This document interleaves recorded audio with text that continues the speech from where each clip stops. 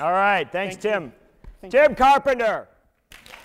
All righty, all righty. Wow.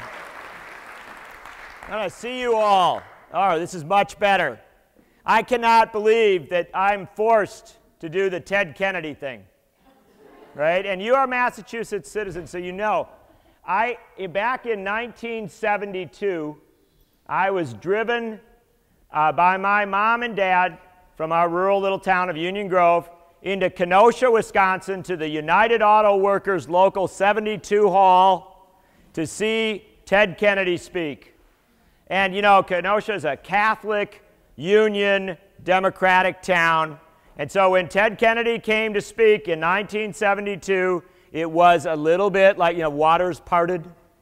It was someplace, everybody was there. 7,000 people came out to see Ted Kennedy, and in a great triumph of the labor struggle, the microphone didn't work. And Ted Kennedy got up on a chair, and he filled the entire United Auto Workers Hall with that incredible voice. So I will do my best Kennedy for you today. And I'm so honored to be with you. I'm so honored to be also with our members of Congress. Do not miss the point that in this great struggle that we are involved with right now, this struggle to define whether the United States will be a nation of economic and social justice and peace, or whether we will be a nation that is an insult not merely to our hopes and dreams, but also to the vision of the founders of this republic. That's the struggle we're in, and those members of Congress and those members of your state legislature who are willing to stand up right now and say no to the wrecking crews, these are American heroes. They are American heroes, and they are with us today. Do not underestimate that.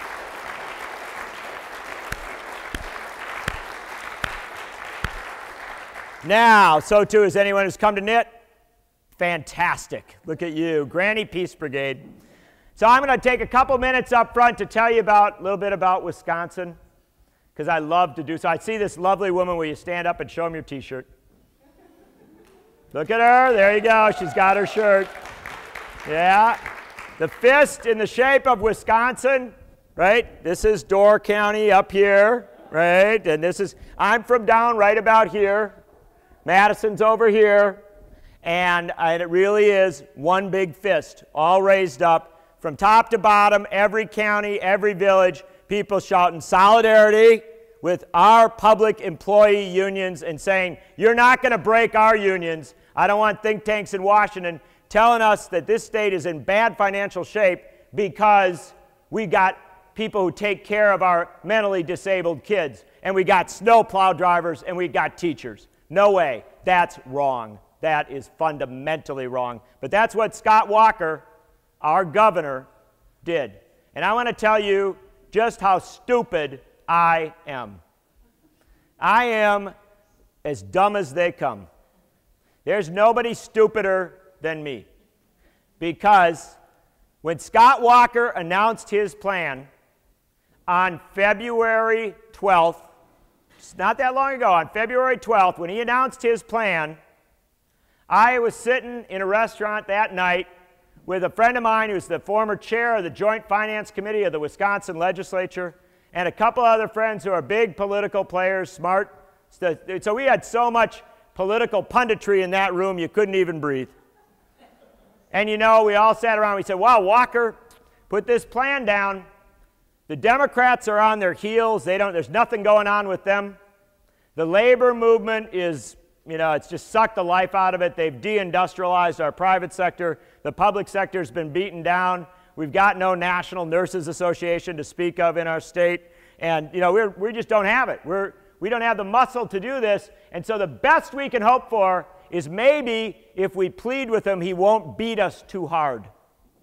And we all accepted this is it. And my friend had been over at the labor hall, at the AFSCME hall that afternoon. I said, well, how are people doing? He said, they're in shock. They're just, you know, because Walker has announced he's taken away their collective bargaining rights. He's taken away their dues collection. He's going to take away their ability to be functional unions. And he's going to do it not to balance a budget. They had just given away $150 million in tax cuts for multinational corporations 2 weeks before. So it wasn't about money. He was breaking the unions because in Wisconsin, as in so many other states, public employee unions are the only force that goes into our political process in the face of the Citizens United ruling, which allows corporations to spend whatever they can. It's public employee unions that are the sole force that can go in there and say, no, we ought to defend public services, we ought to defend public education. And so if you shut them down, you shut down a democratic discourse. And that's what was happening. The governor was on the roll. He had a majority in both houses of the legislature. He had the bully pulpit, and we were doomed. And so, being the brilliant pundits that we were, we gave up, had another drink, and headed on home. Unfortunately, for our brilliant punditry, someone forgot to tell the teaching assistants, the students at the University of Wisconsin.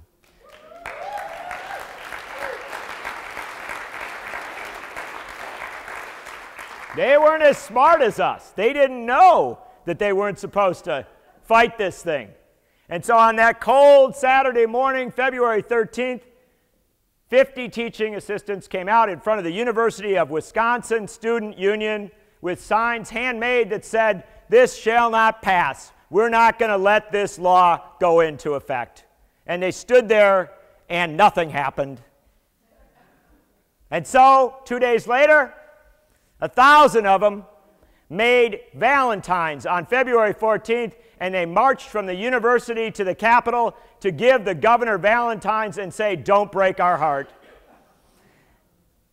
And nothing happened. But the next day, we had a rally at the Capitol, and the students had come, and a few more people thought, well, what the heck, it's Madison, let's have a rally. And amazingly enough, that night, I looked out off that stage, 8,000 people had showed up. They had seen the students come, and they said, well, I guess I'll stand with those kids. And we're going to lose, we're doomed, we don't have a chance, but let's go out and do it. 8,000 people came to that rally. And that night, as I was going up to speak, there was a guy standing next to me, an aging public employee, and he had a little sign that said, it was in Arabic, and I apologize for not speaking Arabic. And I said, what does your sign say, sir? And he said, it says, if Egypt could stop Mubarak, Wisconsin can stop Walker.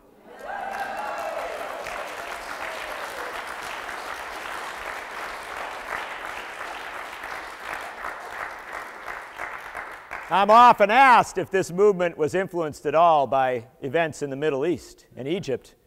I always respond that my favorite sign for the movement to this day is a handmade one of a guy walking down the street in the middle of a snowstorm that read, I thought Cairo would be warmer.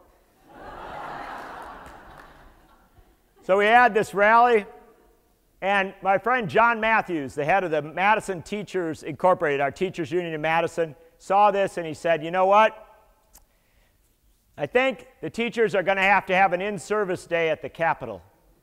And so that night they gathered the teachers together, and the teachers decided that they were going to walk off the job the next day from every school in Madison, thousands of teachers and teaching assistants, and go to the Capitol to lobby against the bill, the first big union to pull out. And I'm driving up to the Capitol that day, and I thought to myself, well, this is getting interesting. Even Michael Lighty might like this. This is got a little bit of labor action here. But yeah, I wasn't expecting much. I'm going up to the Capitol, and there was a traffic jam. I was having trouble getting to the Capitol. That doesn't happen often in Madison. We're a relatively Northampton kind of town. Although I noticed a traffic jam here coming to this lovely event. And might have been the concert 2 doors down. But so I'm driving up the street, and I'm like, what's ahead of me? Why am I not moving at my usual rate?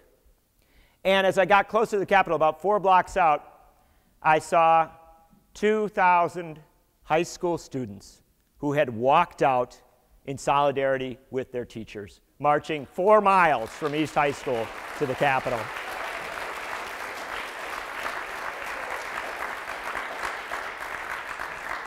And when I got to the Capitol, I saw 2,000 students who had walked 2 miles from the west side coming in, from the west side high school. And then a few minutes later, 6 40,000 University of Wisconsin students marched in wearing the red and white colors of our state, chanting, "Walker won't win."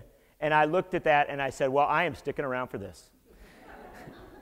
And let me just tell you, it has grown and grown and grown because we did take the lesson of Egypt, which is a great lesson that the left forgot about. We thought, Martin King was a great visionary, and he said, well, let's go to Washington in 1963. We'll have a big rally on August 28th, and then we'll get civil rights. And it worked, right? So we thought, okay, big rally, that works.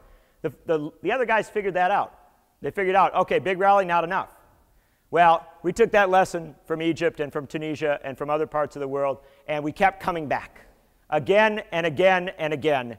And so on that Thursday, and I promise I'm not taking you through all 55 days, because we got some wonderful people here, but on that Thursday, 40,000 people gathered outside the Wisconsin Capitol, 40,000 people. That was the day the bill was supposed to pass. The only way to stop the bill was if the Republican leadership of the state Senate lacked a quorum.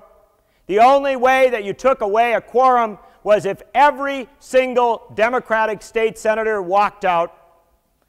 And a friend of mine, Chris Larson, a state senator from Milwaukee, said they looked out the window and they looked at the 40,000 people outside and they thought to themselves in their caucus, are we going to be cogs in a machine? Are we going to be extras in this bad movie? Are we going to help this governor take away the rights of every public employee union in this state? Or are we going to refuse to let this machine operate? And all 14 senators walked out of the Capitol because 40,000 of their constituents were standing outside that Capitol.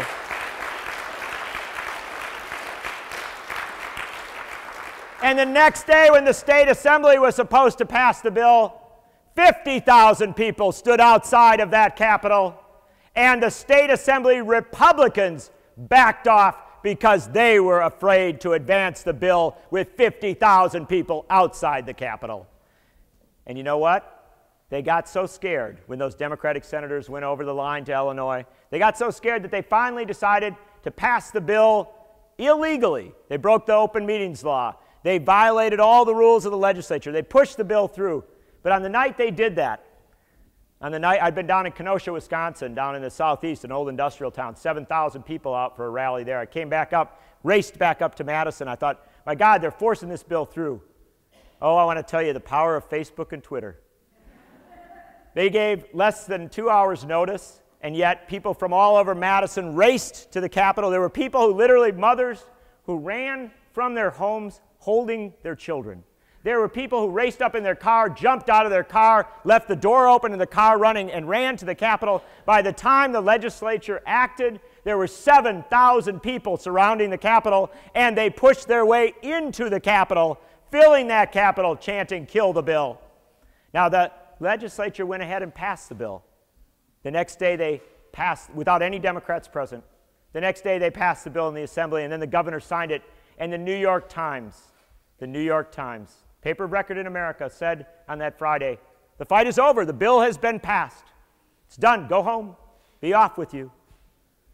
And on Saturday morning, 3 weeks ago, my daughter, who's 7 years old, and I drove down south of Madison to see my friend Joel Greeno. He's a farmer from Kendall, Wisconsin. And he had said, this is not a struggle anymore for public employees. This is a struggle for public services and public schools, and we farmers have got to be on the side of the workers. And so his farmer friends from across Wisconsin had come in this bitter, cold day. One guy had done his chores at 2 a.m. so that he could drive in and be there. It took him 7 hours to come in on his old tractor. And we came down, and we finally got started. Joel got us going, all 50 tractors, and we started heading into Madison. There were about 12 kids out by the side of the road, young kids, little ones, elementary school, with a sign that said, "Thank you, farmers." Then up the road a little bit, there's about 100 people, big banner, "Thank you, farmers." Farmers and workers together, pulled together.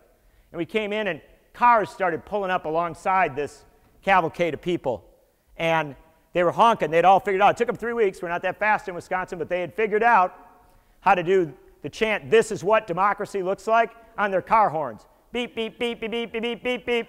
And so here they are, dozens of cars coming along. This is what democracy looks like, protecting the farmers as they came up the road. And we rolled up past our county courthouse up to the capital of Wisconsin. And as we rolled up, not knowing what to expect, we were greeted by 150,000 people who did not read the New York Times. They did not know the struggle was over. And we have continued to be out there every day, a mass movement that last Tuesday won the 3 largest county executive races in the state, candidates who supported Walker versus candidates who opposed Walker. The opponents of Walker won Milwaukee County, Dane County, Outagamie County. Incredible victories, never happened before. In our state Supreme Court race, a woman who had never run for office, who was a total unknown, who was written off as completely unviable, has wrestled one of our senior state Supreme Court justices to an absolute tie. It is a tie vote. We're going to have a recount. We're going to have a battle royale for that Supreme Court seat. Because this mass movement in Wisconsin has pivoted from the streets to the ballot box. And I will close off by telling you that my friend Tim Carpenter, who is the most optimistic fool I have ever met, Tim Carpenter, for many, many years, has preached an inside-outside strategy. He says we got to be in the streets protesting with our brown bags against the war in Afghanistan, as if a little bit of lunch will stop the military-industrial complex. And then he says we got to be inside finding our political allies, like this wonderful congressman and this wonderful congressman. I think we got a great state legislator here. And this is finding our allies, working inside and outside. And that somehow if we do that, if we mass enough people in the streets, if we find our political allies, we can stop the machine of economic and corporate overlords, and we can put power back with the people. And I want to tell you this, 8 weeks after Scott Walker proposed his bill, with absolute control of the governorship of Wisconsin, absolute control of the legislature of Wisconsin, absolute control of the high courts of Wisconsin, that bill has not been implemented. That is not the law. They have not broken our unions, and it hasn't happened because of people power and inside-outside strategy, just like PDA talks about. Thank you for coming out today. We're going to have a hell of a day. Thank you for being here. Thank you so much. When we start off the new year giving mega tax breaks to multi-billionaires, and it goes downhill from there. Then I hear in a State of the Union speech, the first place we're going to start cutting is in community service block grants, which is heating, food, education. And then I start seeing budgets that prioritize all the wrong things. I understand we're in tough times, and I think we have to be realistic about this. I will support some funding cuts that are necessary as long as they are jointly and fairly shared, which means I would vote for cuts to things that I don't want to cut. But I'm not doing that if it's only to those things. I'm not doing that if tax increases, or more importantly, they're not increases, they're just returning to what they were, if those are off the table. And I wanted to come today because I know that the people in this room, I know that the PDA are the very people that understand when times get tough, you run towards the problem, not away from it. That's right.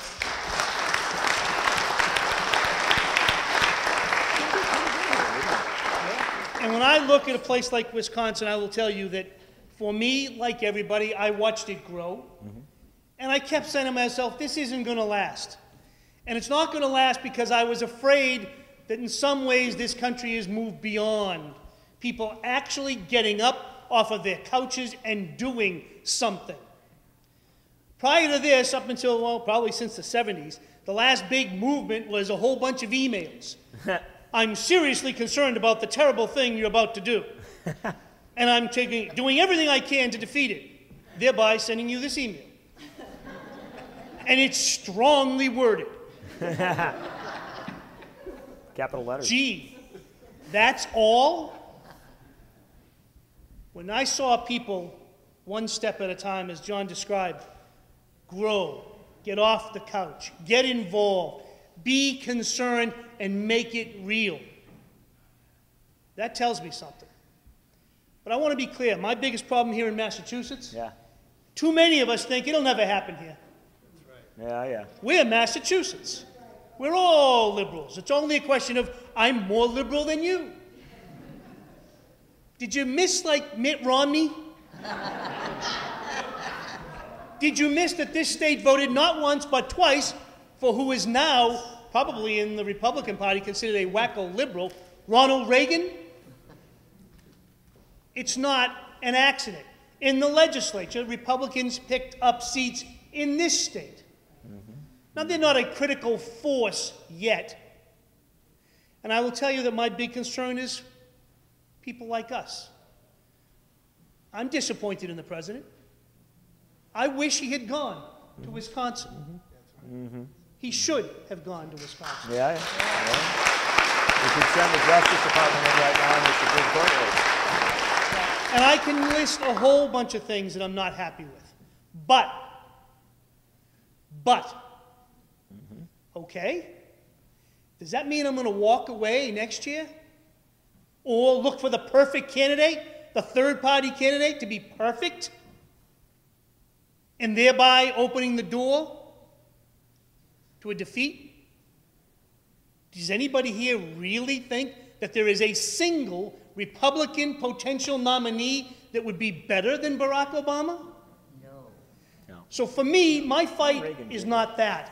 And those who are tempted to take that fight on are opening the doors to hell, in my opinion. But I want to be clear. That doesn't mean that we're not still trying to persuade the president to do the right thing. The way I'm doing it is my votes on the floor and my support for other members of Congress who are more likely to push him to do the right thing. If the wave comes back our way, do you think there's any doubt that the president will come back our way? None in my mind. So while I have my differences with my president, our president, my struggle is to give him the courage to do the things we want him to do. That started in Wisconsin, and as it grows through Ohio and Pennsylvania and Indiana and hopefully here in Massachusetts, one step at a time, the Congress will hear you and the president will hear you. That's why I wanted to come today. That's why I wanted to. Great. Thank you. Eve. Very interesting. Now, you're here, you're in Massachusetts. Obviously, you look at national patterns. And I want to do a two-part question for you and have you get up and talk to these folks a bit. First off, I mean, you've been doing labor for a long time. Were you surprised that a labor struggle going after public employees and, you know, those horrible, highly paid public employees could actually draw a mass movement into the streets? And secondly, do you think that's something that, as the congressman has suggested, is translatable to other states and maybe taking it all over the country? And I must ask you to project. So I never thought I would say that a right-wing Republican governor from Wisconsin was doing us all a favor, but he did us all a favor. Because what he tried to do in Wisconsin is something that's been happening all across the country, in many, many states, but it was happening little by little, right? We had a couple of cuts here and a bad bill over here and, you know, some threats to collective bargaining over here. And there are lots of unions who are mobilizing and always fighting the defensive fight, right? Trying to stop the next worst thing from happening. But it wasn't until Governor Walker proposed a bill that did everything at once that the labor movement said, you know what, this is it. We can't take it anymore. We have to stand up and fight back. And that's why he did everyone a favor, because he really took something that was a statewide struggle that's happening in lots of states, and he proposed something that was so bad that people all around the country realized we've got to take a stand. So do you know how many states right now have similar legislation proposed? I know Massachusetts does. How many other? We know about Ohio. Indiana, Michigan, New Jersey, New Hampshire. There are 24 states right now. 24 states. Let's underline that. 24 states looking to do the exact same thing. Have legislation that either takes away people's right to bargain, takes away unions' ability to collect dues, cuts certain people out of the bargaining, out of the right to have collective bargaining. 24 states. Los Angeles Times wrote an article last week that counted up 744 different bills that are doing the same thing. So it's not something that one governor woke up, and said, I've got a great idea. Why don't I try and bust the unions in my state? It's part of a major organizing campaign that's been going on for at least 30 years, right? And until now, that campaign that was organized by the wealthiest corporations, right-wing think tanks, the Republican Party, that campaign was focused on private sector unions. And it's been remarkably successful, right? When unions were at their peak, over 30% of workers in the private sector in this country were members of unions. Now, do you know what that percentage is? 7%. And the only reason you know that is because of Wisconsin and because unions have been in the news and everyone's talking about this. So they were successful at attacking private sector unions to the point that only 7% of workers are in one. In many industries, many parts of the country, people don't know what unions are and don't have the opportunity to join one.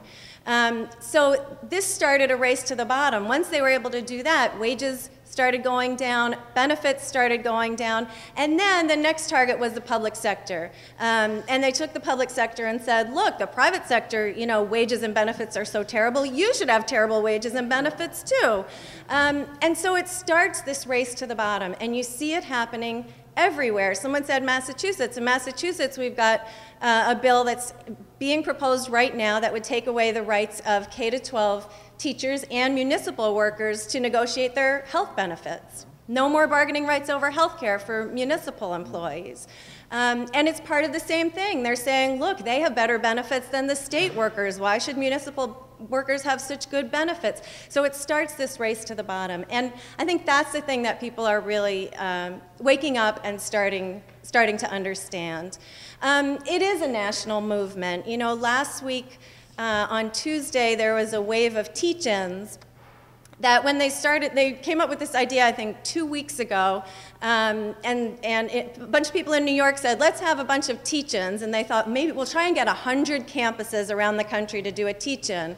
By Tuesday, there were 220 campuses that held teach-ins all over the U.S.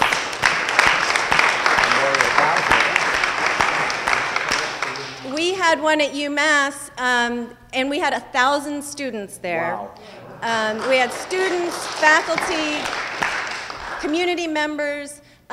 We were shocked. We organized the thing, and we thought, if we can fill up all 400 seats, we'll be happy. And there was standing room and people sitting on the floor. And why is that? Because students, you hear students are apathetic, they don't vote, they don't care. Students care, and they're waking up too. And they're going out into this economy, and they want to know what's happening in the world, why are things so messed up, and what can we do about it? And so at the teach-in, we were able to talk to people about single-payer health care, and why would it save so much money? What about the defense budget, and where is, what is it sucking out of our economy? How do unions work? What is collective bargaining? Why is it so important? Why are we saying that you can't really have a democratic society without unions? So we were able to talk about all of those things and really start this conversation. And it's happening all over. I know I teach labor studies, and we're getting applications from students saying, I want to come learn about the labor movement. It seems like that's where the action is.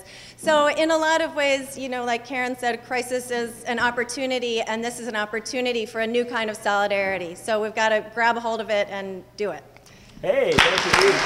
And Michael Lighty gets it. He is a political labor activist who really does understand what all is going on. He's been incredibly supportive of the movements and the struggles long before what happened in Wisconsin. But I'll tell you something. Yes, I'll tell you something in Wisconsin. That struggle's going on, and some unions are like, well, maybe we're going to have to compromise. Maybe we've got to give up our pay. Yeah, I know we only make $12 an hour, but maybe we could make it on 7. Food stamps are okay. And California Nurses Association, National Nurses Association came into Wisconsin. They represent a couple hospitals. And they came in the midst of a struggle with a campaign that said, big posters, and they're everywhere in Wisconsin now. They said, blame Wall Street, not public employees.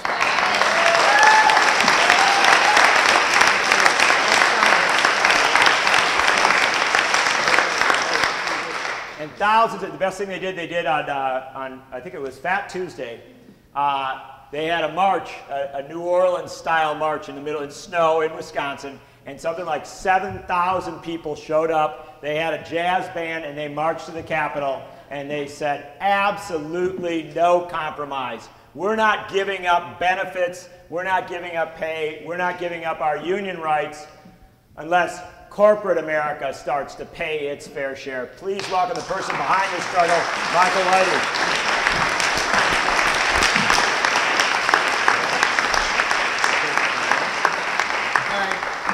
Thank you all very much. It is really an honor to be here with Congressman Capuano and Eve, and especially John Nichols, who really is the conscience of the movement.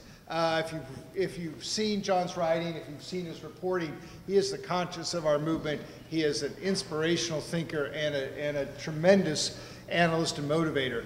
And I want to pitch his new book. I haven't even read it yet, but the Washington Post liked it. Yeah, they're very nice. Essays for Socialism. Well, it's a history of social democracy in America. Yeah. And I think we have a lot to learn about that. You know, we talk about the union density in this country, right? And there it is. The book is in the back room. Yeah. Sorry. We talk about union density in this country. France has 8% union density, and they had 2.7 million people in the streets protesting the right-wing government's effort to raise the retirement age. Right? So it's not simply about membership, right? It's about the movement, it's about the politics that movement projects, and it's about how that movement organizes. And so it's really something when we are able to do in Wisconsin the unexpected. But it is, as John was saying, from our point of view, we're not going to stand up here and say it's okay to give concessions to the Democrats. We're not going to say that, right? That, yeah, if we simply replace those state senators who are Republicans with Democrats and we keep our union rights, sure, they can have our health benefits, they can have our pensions. And no, it ain't going to work like that, right?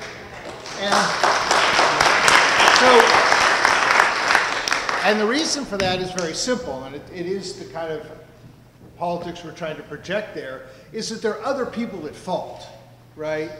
And those people haven't paid. They haven't sacrificed. The New York Times reported today, did you see that, right? The bankers are back, right? The bankers are back. TARP was set up to save the financial system and to save homeowners.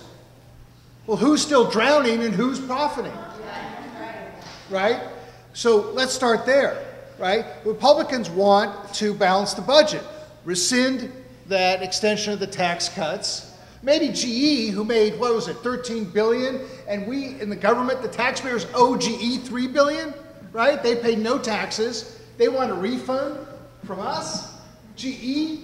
And this is the guy, the CEO of that tax chiseler, is the head of the President's Economic Advisory Council? What the hell is that? So I agree with you, Congressman. We're not going to go out there and say there's a better president, you know, on the Republican side, right? But there is not an electoral solution. We're not going to go out there and form a third party. There's not an electoral solution. There is a movement solution. Yes. There is an organizing solution. Right? And yes, and if we had senators, right, yes, who are truly progressive, then we can start making a difference. Because it is true, Bernie Sanders is in the Senate, right, and he is making a difference, right? And it is much tougher as a Congress member or even a caucus in the House, particularly when the other party controls it, right? We know the difficulties of that, right? We know the limitations of that. I was just with Barbara Lee last night, right? And she, as some of us were talking, has moved the DNC to a position of get out of Afghanistan, right? Yeah. The Democratic National Committee on record as getting out of Afghanistan. That's a huge word, right?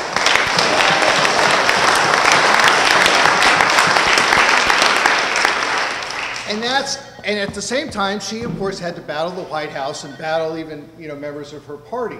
And so we are the troops behind that struggle. Now, when I'm a little scared this week because the president's going to start talking about Medicare and Medicaid, right? And the problem I got with that is that we were in a situation around the healthcare fight where we accepted the premise that we're going to have some kind of private insurance-based system and that we're going to have to reform that system, but only on the lines of private insurance, right? So we fragmented we continue to fragment the system, right? And it's based on ability to pay. The more money you got, the better health plan you're going to be able to afford, right? And then we're going to put those 133% or less of the federal poverty line, they're going to go into Medicaid. And then we're going to keep the elderly in a program. And we know that the elderly use more health care. That's the nature of aging. We know that 20% of the people in this country take about 80% of the healthcare spending, and we know they're concentrated in Medicare. How can you save Medicare if it only covers the sickest? You can't. You cannot. So you can reform payment schemes, you can talk about entitlement reform, but unless you put everybody into one system, you cannot solve the problem, right? So the president has another opportunity. The president has another opportunity to say, you're right, we're going to fix Medicare. You know how we're going to fix Medicare? We're all in this together. We're not going to make seniors, by the time that Representative Ryan's reform were to be in place, seniors would bear 2/3 of the cost of health care. Of their own health care, right? By the time that program were fully implemented, seniors would be on the hook. And we're not and they're going to go out there and they're going to say to folks who are 55 and older, don't worry. You're fine. It's just the rest of us, right, who are going to have that system. And that system's going to mean that the same way that seniors were impoverished before 1965, they will be impoverished again. And so this is our challenge, right, to build that movement that says, okay, we're not going to let the president define what's politically possible in this country. He's got his own imperatives. He's got his re-election. But we are going to build that mass movement. And nurses are going to be a fundamental part of it.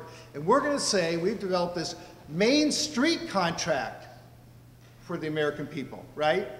And we're going to go out there on that platform of health care and jobs, justice, and that's the movement we can build. And it is national. We were just with staff from Massachusetts and we had this discussion, exactly what you were saying, Congressman, can it happen in Massachusetts? It can happen in California, and the Democrats control every office in the state, right? So it can happen anywhere, and that's why we're all in this together. So I'm so proud to be here. Thank you. Michael.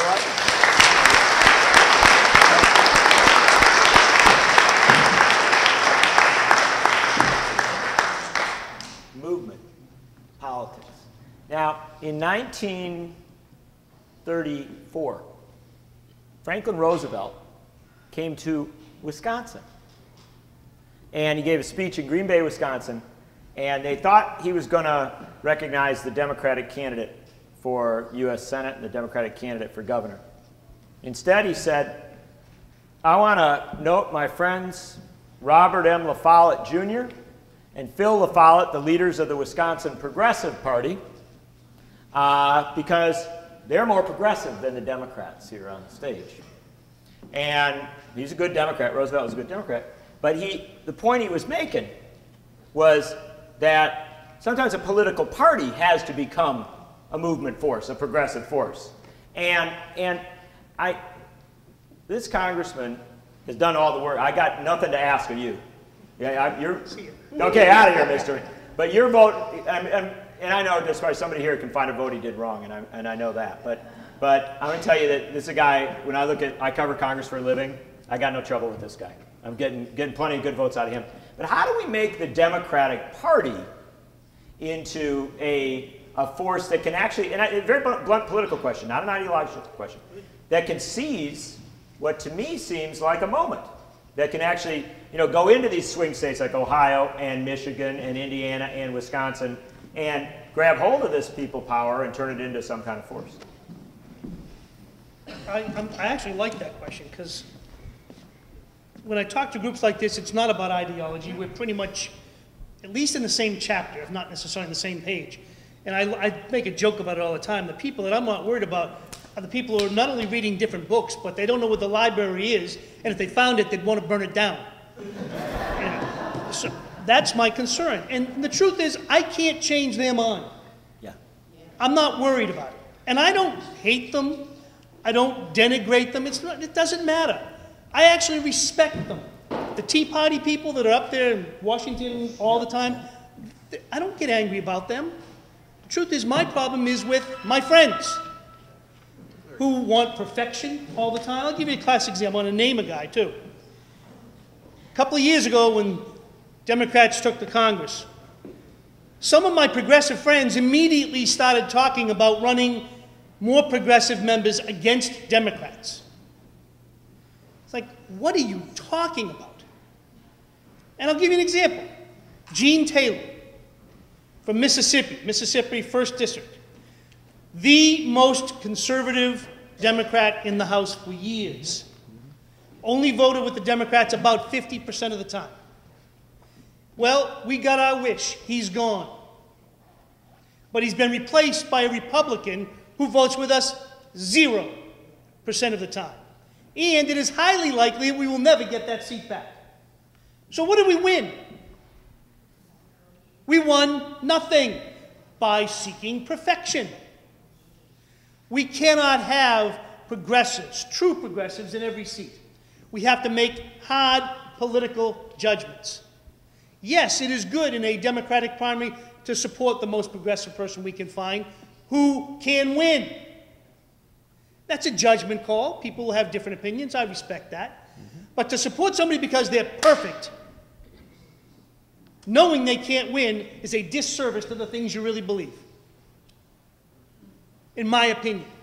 Because we cannot make progress on the basis of idealism alone. We have to make progress. Yes, it is a movement, but the movement is the result, or is the beginning. The result is political leadership. The Tea Party has figured this out. The Tea Party has figured this out. There was a time when we weren't sure what they were going to do. They got smart, and I wish they weren't. They're inside the Republican Party. Yeah, very much. I will tell you, without question, the Republicans in the House are not all that conservative. Some are, some are not. There are some very potentially, not progressive, but as progressive as you're going to get Republicans in Wisconsin. And you know who I mean. I do know. But they can't vote with us. Because if they do, first of all, you have to understand, politics is not an individual sport. It is a group sport. You cannot be on your own all the time, otherwise you will render yourself irrelevant. So you have to find places to get in line with other people. It's a team sport. That's number one. Number two is on that side, if you step out of line, they will take things away and hurt you, hurt your constituents, and they have done it repeatedly, including the man I'm talking about in Wisconsin. They have denied him the opportunity to move up where he deserved to do so. That's right. Because he didn't get in line. So what I say to you is yes, I think that's the best question you can ask. The ideology, we can fight all day long exactly where the commas belong, what should be in the platform, exactly how I should vote on vote number 487. But the truth is, it doesn't matter if we don't have a chance in a majority. And the way we get a chance in the majority is remembering how Franklin Roosevelt got elected. And people like him. He got elected from old-fashioned machine politics. He did, yeah. Now, I'm not suggesting we go back to those days, but I am suggesting that when we do our political work, we get real about it. We don't hold people to a standard that only I or only you could handle. We hold them to the standard of reality. Who can get elected in this district, in this state? Who will come closest to us? Who will work with us? Who at least won't get in the way? And I think that too many of my friends have forgotten the fact that in politics, you have to be tough. And you have to make hard decisions. Not perfect decisions. And I'll talk about it right now. Maybe I shouldn't. this Senate fight we're about to have. You tell me, the realism, can a Democrat win this election if we, now remember, we have a late primary, a September primary, the latest primary in the country. Can you in 7 weeks pull together the Democratic Party, attract independents, and raise $10 million? Not 30 cents, $10 million in 7 weeks to win this election? Yes. I think the answer is no. Oh, no. I think the answer is no. If we go through a bloody primary and you wake up the next day, where's the smart money going to go? Where does smart money go? Well, there you go. Thank you. Smart money goes to where they think they can win. It is a pure, cold-hearted decision. So for me, I think if we want to win this seat, not just this seat, this is nothing more than an example. The same holds true in Wisconsin, Ohio, Pennsylvania, all the time. We lost the governorship in Pennsylvania this past election because we had an incredibly difficult Democratic primary. The guy who won couldn't put it together in the final analysis. And that's a state that we need to win. We need to win that. We lost the Ohio governorship for the same reason. We have to get smarter in our political approach so that we can have a hope of getting closer to our ideological hopes. That's my opinion. I know it's cold-blooded. I know that some people don't want to hear it because it doesn't fit in Chapter 42 of Political Science 101. But that's a result of 40 years on the street trying to win elections and change people's mind. And it may be a wrong conclusion, and I know some people may not agree with it, but even if you don't agree with that, the concept is still true. Politics matters, elections matter, and we're suffering the consequences of that now. All right, Capuano.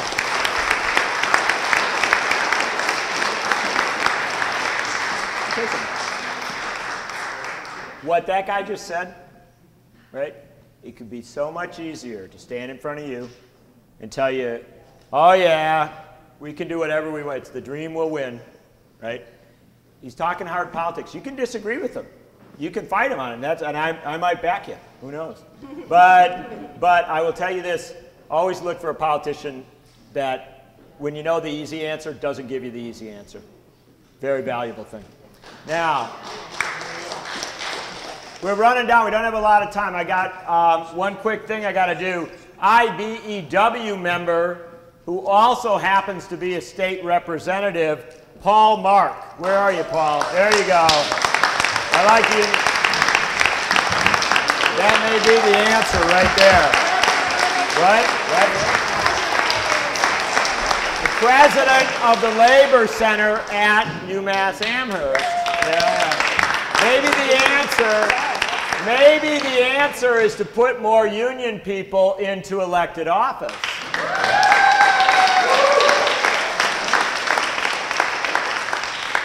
We ran through a lot of time here. We're kind of winding down, but I want to give Eve and Michael just a minute to kind of come off and riff for a second off what our congressman has said about turning, seriously about turning this street movement into an election matters, elections can be one movement. So Eve, why don't you take a shot at that?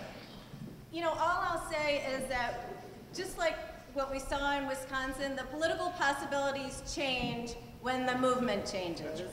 When people mobilize and organize and make clear what they're willing to do, when teachers are willing to walk out and graduate students move into the State House and they're supported by farmers on tractors, and it's clear that the same people who we think of as the Tea Party types are now supporting the right to organize and the rights of public sector workers, politics changes and what's possible changes.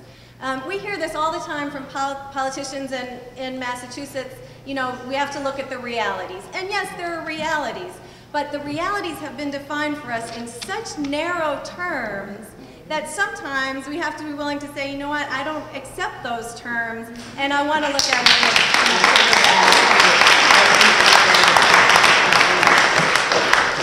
So one example example, in Massachusetts right now, there's a bill called the Act to Invest in Our Communities that's being pushed by the unions. It does a lot of what we've been talking about. It really addresses inequality by bringing tax rates back to what they used to be, back up to what they used to be, and then it gives exemptions for people who make less than $60,000 so that they actually would get a tax cut, while people at the very top would get a tax increase and would actually pay their share. These are the kinds of bills that also are, in states everywhere that unions are pushing. And the politicians always start out by saying, oh, that's not possible. People don't want that. People aren't for that. Well, you know what? That's what they said in Wisconsin, too. And then when the polls came out a couple weeks after people took over the State House, and they said, would you rather see your taxes go up, or would you rather see public employees get their jobs and benefits cut? People said, I'd rather raise my taxes. It shocked people. People, they're not for unions. They don't really know anything about unions, but they said, yeah, there's something really wrong here that we're looking at these people as the problem, when we know that the top 1/10 of 1% are the people who have gotten richer over the past decade, while everyone else is not going anywhere. People get it. And so when you can mobilize around these things, when there's a movement to make it clear, then the realities change.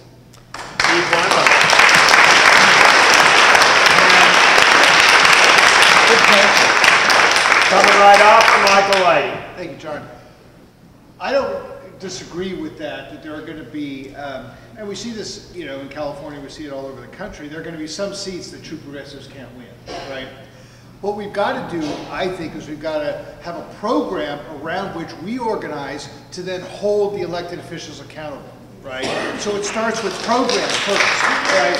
So that's why we're talking about this Main Street contract. Inequality is the issue of our time. The top 10% of this country control 2/3 of the net worth, right, in terms of money.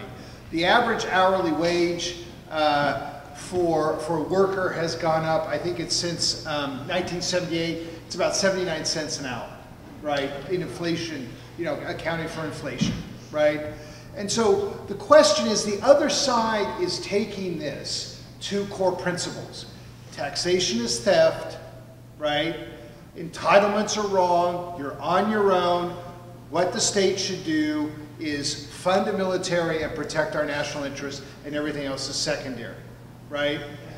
That they're taking it to first principles. We will lose that fight if we simply negotiate on their terms, right? If they say we have a deficit problem because of spending, and we say, okay, we're going to cut, we've already lost the fight, right? So that's where it starts. It starts with jobs at living wage, quality education. How is it that guy, Chris, I want to refer to him as Chris Christie's in New Jersey, can build his national career on the backs of teachers? Eating up teachers. How is that even possible? Right? It is morally wrong, right? And so it is also the union's responsibility to go out there. And the labor movement has been deficient too. I saw a recent summary of discussions at the AFL-CIO Executive Committee. Their program is to refine their polling. And I'm not kidding about this. They polled in advance. You know this, John. I know. They polled in Wisconsin, and they determined that, and this is precisely why, John, what you were saying, right, about that discussion, they determined that the public wasn't with them, right? That's why they polled it and said, the public isn't going to support public sector collective bargaining, so we got to figure out another way to pitch it, right? And then they realized the alternative. And they have a program, Working Mirror, going door to door in Wisconsin, talking to mostly working class voters. And they go to them and they say, well, they've got their polling messages, and they say, we're here to help save the middle class. And the workers at the door say, who the hell are you talking about? I'm about to lose my home. I can barely afford groceries. I ain't middle class. Who are you talking about? That's right. Right? And so we've lost our way. We've lost our way. And this convergence of narrow-minded political consultants, right, parsing a program in order to slice the electorate in their favor, versus building a movement based upon the fundamental needs of this country and going to first principles around which side are you on. I choose the movement. Run, Mike, run.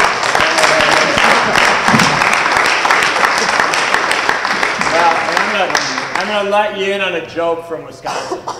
You know why Wisconsin went so well? Because Walker, the governor, moved so quickly that the movement had to start before the folks in Washington had come up with their talking points. So we did it on our own. We did it with our talking points. And you know what? I have seen something amazing. I have seen 65-year-old grandmothers in their Christmas sweaters. And you know, if you're not from the Midwest, you may not know the magic of a Christmas sweater. There you go, but it is, you know, you got a reindeer on it, right? I have seen 65-year-old grandmothers in their Christmas sweaters standing next to pierced teenagers with their spiked and dyed hair, with their fists in the air together, shouting, "An injury to one is an injury to all." And let me tell you, that is a lot more powerful than "I'm here to help the middle class." And so the fact is, there are lessons to be taken from there. There's some tremendous lessons to be taken from Michael Lighty, from Eve Weinbaum, and from, now I don't even say this guy's name. You guys, is there any last message for this congressman from the crowd? Anything you want to say?